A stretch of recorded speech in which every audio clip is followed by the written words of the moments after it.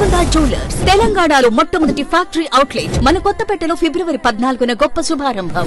చంద్రబాబు గారిని అరెస్ట్ చేసిన తర్వాత కోర్టులో ఆయన నిలబెట్టారు.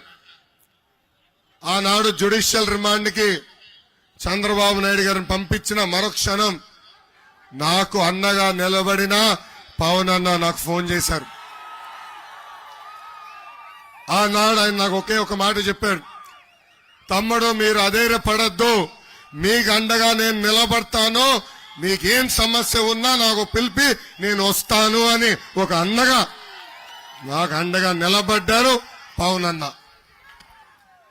ఏకంగా పవన్ అన్న ఆనాడు ఆంధ్ర రాష్ట్రానికి ప్రత్యేక విమానంలో రావాలనుకుంటే ఆయన ఆపింది ప్రభుత్వం. ఆయన ఫ్లైట్ కి పర్మిషన్ క్యాన్సిల్ చేసింది ప్రభుత్వం.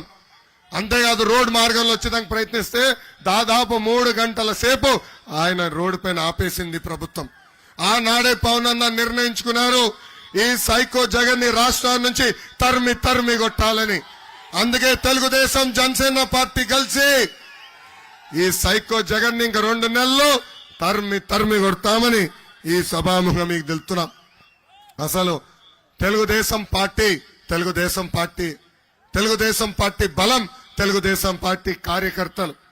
అన్న విశ్వవిఖ్యాత నడ సార్వభౌమ స్వర్గశ్రీ నందమూరి తారక రామారావు గారు ఏ ముహూర్తంలో పార్టీ స్థాపించారో నాకు తెలియదు, కానీ ఆ పసుపు జెండా చూస్తేనే మనందరికీ ఒక నూతన ఉత్సాహం.